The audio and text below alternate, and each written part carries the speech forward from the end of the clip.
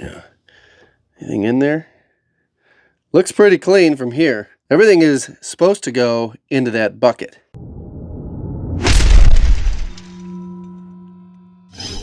Welcome back to the workshop, everybody. It's been a long time since I've made a video in here. You'll have to excuse my snorting and snotting. I'm sick. It's that time of year. Kids are back in school. So what I got going on is I've got to sand and finish some baseboard, then take it to the house and install it in that basement. I've got a little mini project to start with. A lot of you who follow the channel know that I've got this vacuum system in here, and I've got a hose that attaches to my sander, but it's kind of like a slinky. It suctions up real tight. I actually used to have it activated by remote control. I think I still have the remote here. I'll have to get this figured out. Like I said, it's been a long time since we've been working in the workshop on a project. So I've got this adapter made for my sander. It works perfect. It's like a perfect friction fit, and it's all made out of wood. What I need to do today is try to incorporate this stiffer hose into this system here so that this doesn't slinky all together and try to yank the sander out of my hand. I've been working this way for 4 or 5 years, and I've just never had the time, made the time to make it work better. I've got this little thing I made recently. Made my own adapter here. I can't remember what this was for, but you see there's a bunch of slits in here, pipe clamp to get this to clamp down around something. About 20 minutes ago, this entire table was filled with materials and tools. Actually, it's pretty handy to have this around. See how that is a taper right there, cinched right down on that. Now I got to find a way to get the hose on the end of this. I'm not sure if you guys know about these things. These are little hose clamps with kind of like wing nut screws on them here. You can get these all over Amazon in different sizes. Oh yeah, it is. Wow, would you look at that? It's almost like this is made for it.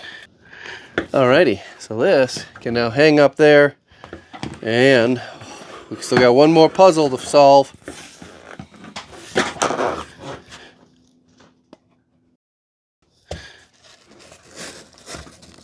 Perfect fit. Dang, this is going way smoother than I anticipated. I'm trying to find the shop vac receiver.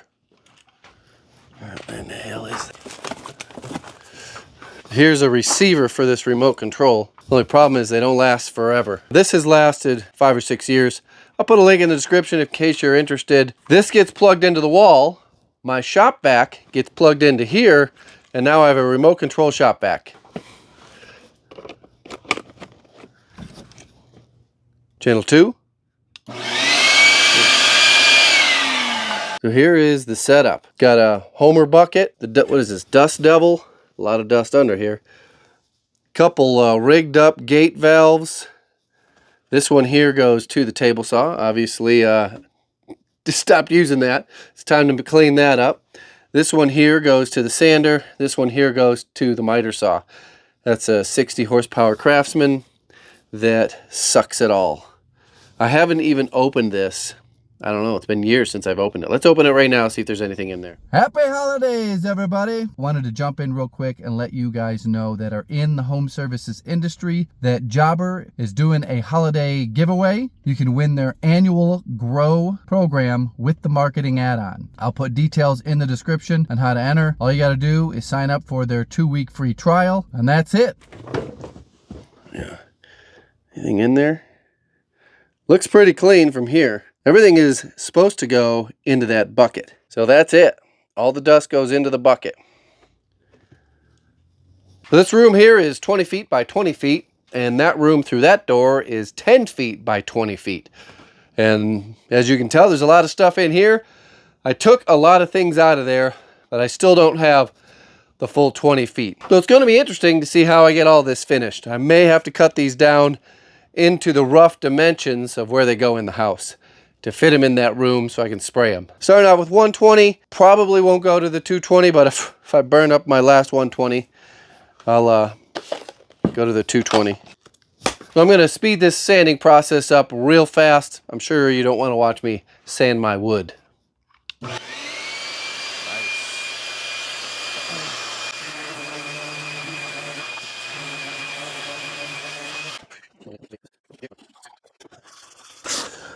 So this is milled oak baseboard. It is 3/4. It's got a rounded over top edge, flat on the bottom edge. The back side has these little grooves milled into it to help keep it straight from bowing. This was $367 per foot at a lumber mill, like a specialty trim board lumber mill. I did not have it specifically milled for this, but they can also mill you whatever you want.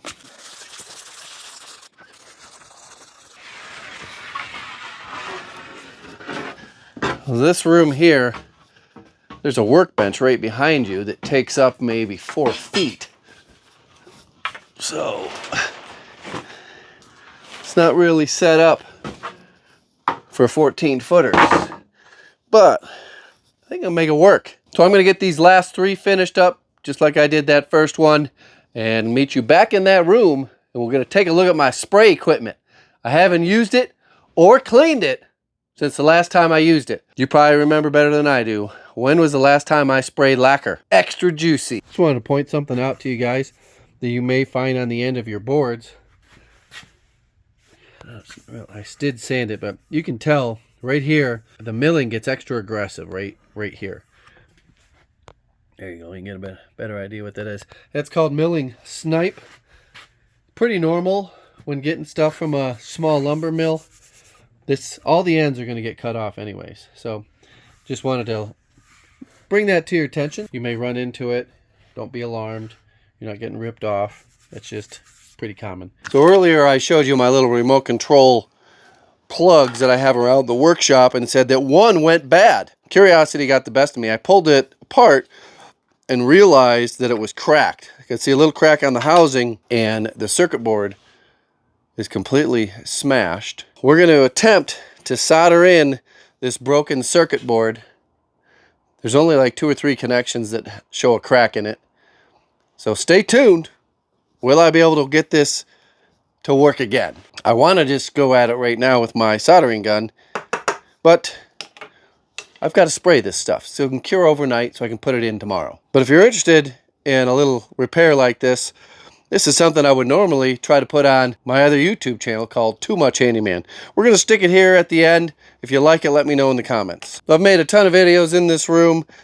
Not much has changed. I'm usually using some form of lacquer, whether it's tinted lacquer that looks like paint or a clear lacquer. These are my spray guns. I've been using these DeVilbises for several years. I've got an old, what is this, a Harbor Freight one that I never could get to spray correctly, and I never put a lot of time into trying to troubleshoot it. Now these DeVilbises are bulletproof. The last time I tried to post a link to one, they weren't making them. It was during the scamdemic, and you couldn't get a lot of things. But hopefully you can get these again. I'll put a link in the description. Before I spray, I will have to dial in my air compressor. Got the air compressor back here. I'm pretty sure it's turned all the way up.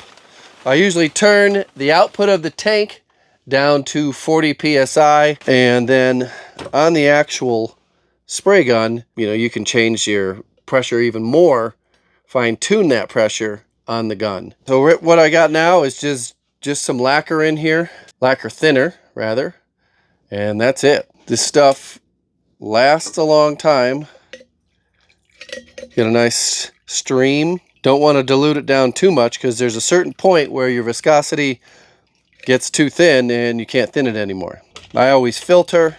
That's what the thing is here. You swing this around, put your filter on there, and you can dump this in there.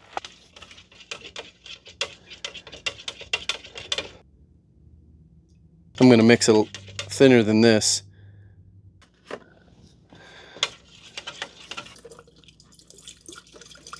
I usually have a scooper. My scooper's stuck to the table, so I'm going to get a little Western on it and just pour it in.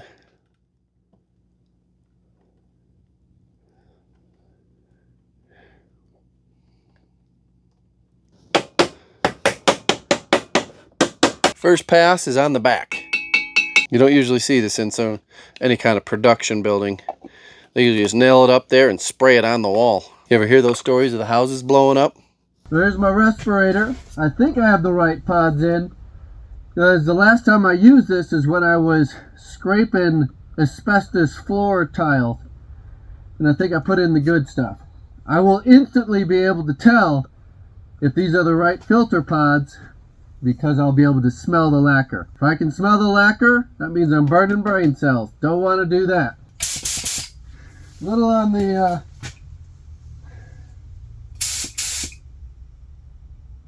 not too bad. This is the backside of your buns.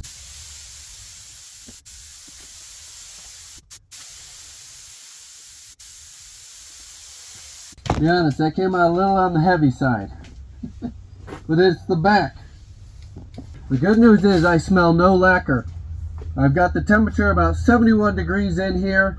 I've been running the air conditioner just to reduce the humidity. So I'm going to let this sit for 10 or 15 minutes and then flip it over and do the other side.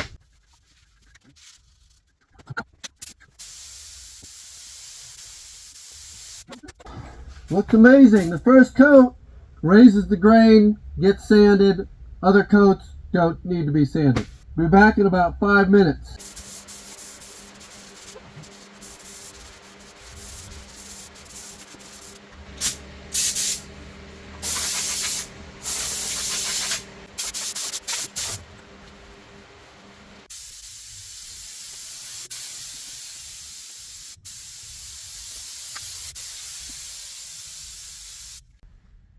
Here's the finish.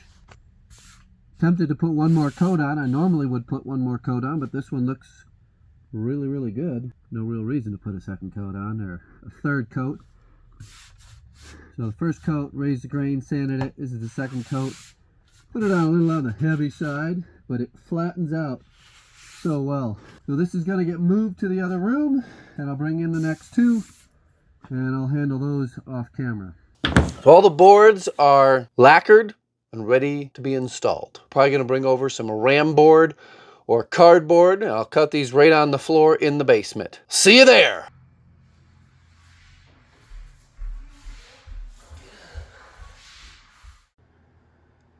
I'm actually using the camera screen to get a close-up look at this to find out which ones have cracks all the way through them.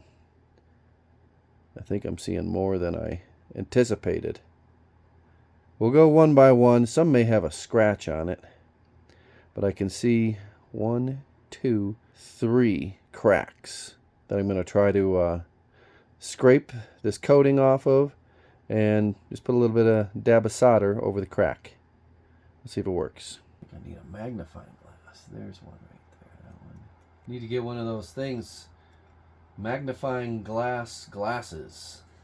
See something this tiny. I'm not going to spend a whole bunch of time on this. A whole new setup is only $26. This is just more of a test of my theory to see if this can be done than anything. Now I've got my little multimeter set up to test for continuity, and I'm going to go with the one that was the most obvious. No beeping. As soon as I touch them, okay, there's a crack there, and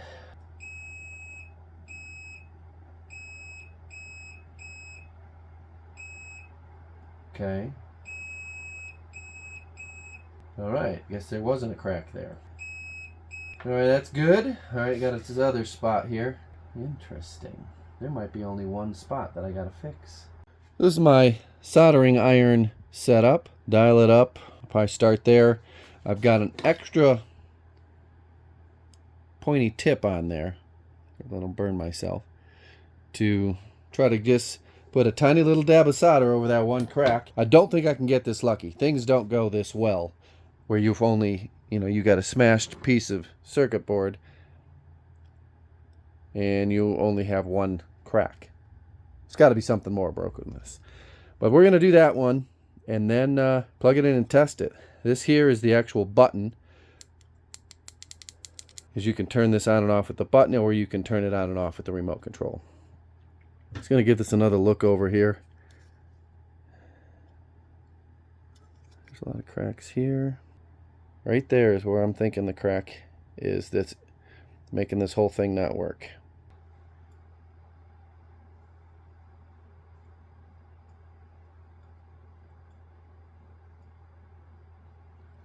Can't even see it. I did hit it with a little bit of flux. I